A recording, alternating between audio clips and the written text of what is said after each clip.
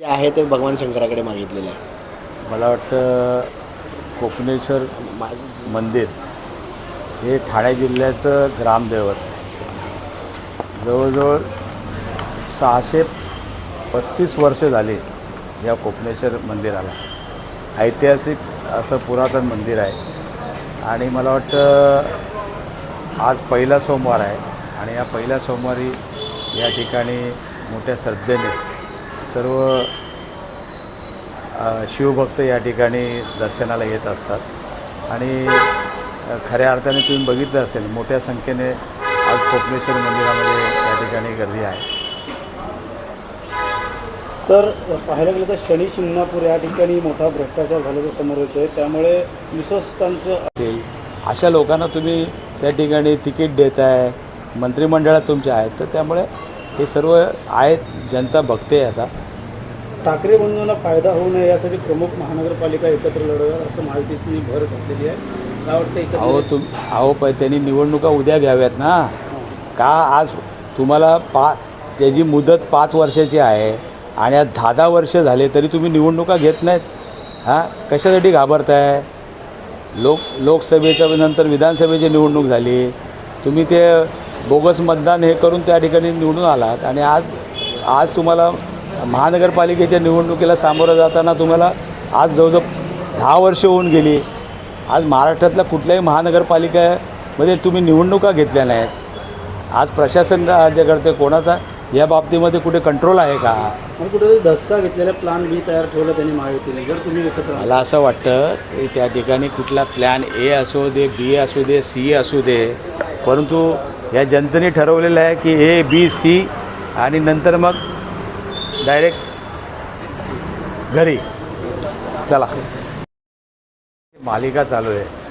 आज तुम्ही बघितलं असेल महाराष्ट्राची आणि देशाची कशा पद्धतीने आज अवहेलना चालू आहे जनतेची.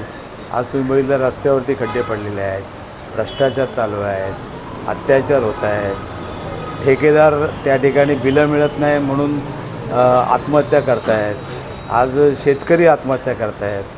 अशा पद्धतीने सर्वसामान्य नागरिक या ठिकाणी त्रस्त झालेला आहे आणि तुम्ही बघितलं असेल सरकारला त्या ठिकाणी सरकारचं लक्ष नाही आहे. आज कित्येक मंत्री भ्रष्टाचाराच्या ह्याच्यामध्ये अडकलेले आहेत. ठाणे जिल्ह्यामध्ये तर तुम्ही बघितलं असेल केवढ्या मोठ्या प्रमाणामध्ये भ्रष्टाचार त्या ठिकाणी चालू आहे. सुप्रीम कोर्टाला शेवटी त्या ठिकाणी दखल घ्यावी लागली आणि 3000 कोटीचा घोटाळा या सुप्रीम कोर्टाच्या जागरूकतेमुळे त्या ठिकाणी उघडकीस आला.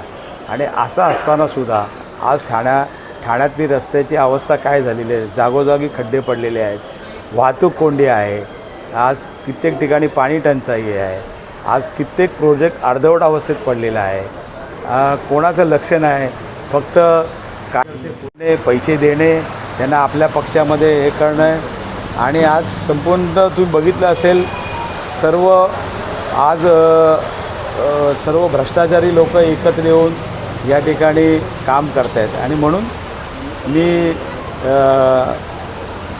त्रिनेत्रधारी शंकर भगवान, आज पहिला सोमवार आहे, मी मागणं करतो ह्याला तुझा त्रिनेत्र उघडून या महाराष्ट्रावर आलेलं संकट आहे आणि हे संबंध जे काय चालू आहे त्याला तू निर्बंध घाल. आणखीन या महाराष्ट्राला चांगले दिवस लाभो, देशाला चांगले दिवस लाभो.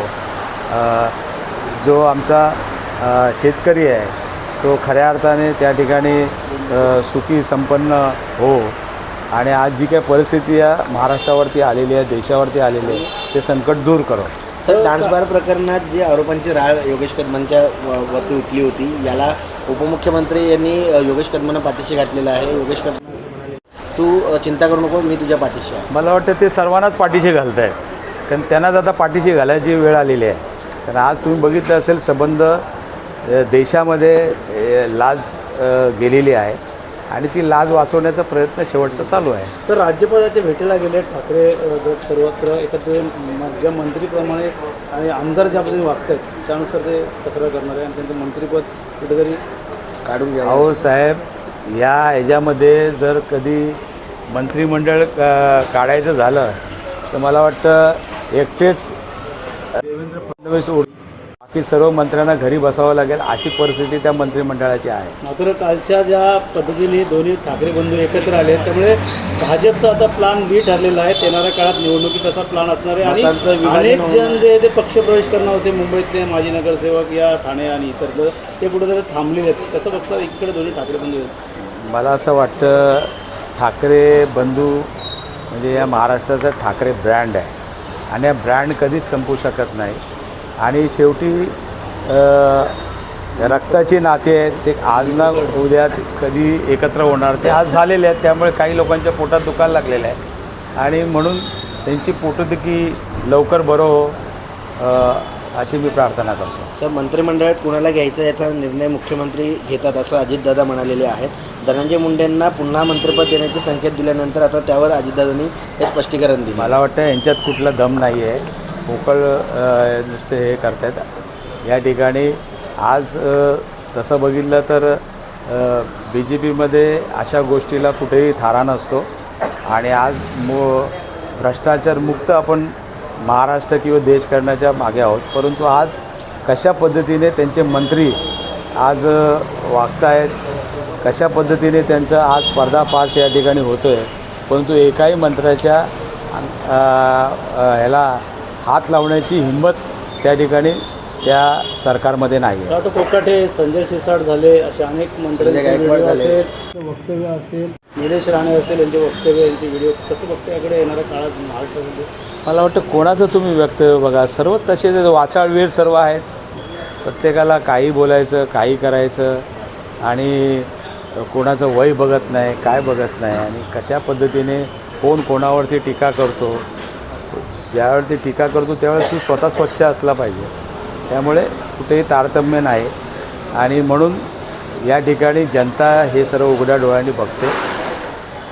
सर, कुठेतरी खडसेंनी आवाज दावा- उचलला होता त्यामुळे जावयांवरती आता रेव पार्टीवरती कुठेतरी अडकवण्याचा प्रकार आहे की काय? एकंदरीत अनेक व्हिडिओ त्यांचे समोर आले आहेत. थोडे दिवस थांबा, सर्व माहीत पडेल सर्व हे खरं का खोटं. खासदार साहेब, ठाणा संस्कृतीत शहर ओळखलं जातं पण सध्या ठाण्यामध्ये गुंडराज सुरू आहे. मी काय सांगितलं मगाशी, तलवारी, चॉपर सर्व तुम्ही जर बघितलात या ठिकाणी ज्यांना आतमध्ये जेलमध्ये टाकायला पाहिजे ते खांद्यावर हात घालून फिरत आहेत आणि आज परिस्थिती या ठाण्यामध्ये असेल, ठाण्यात काय संपूर्ण महाराष्ट्रामध्ये आज बघितलं असेल पोलिसांनासुद्धा त्या ठिकाणी त्या गुंडांना सलाम करायला लागतो आहे आणि तुम्ही बघितलं असेल किती लोकांना या ठिकाणी संरक्षणसुद्धा दिलेलं आहे आणि आज तुम्ही बघितलं असेल पोलिसांच्यावरती एवढा ताण आहे की या ठिकाणी आज अवैध धंदे चालू आहेत. त्या ठिकाणी आज तुम्ही बघितलं असेल ड्रग्सचा प्रत्येक शाळेच्या बाहेर टपऱ्यात लागलेल्या आहेत आणि अशा ह्याच्यामध्ये तुम्ही बघितलं पोलिसांना दोष देऊन उपयोग नाही.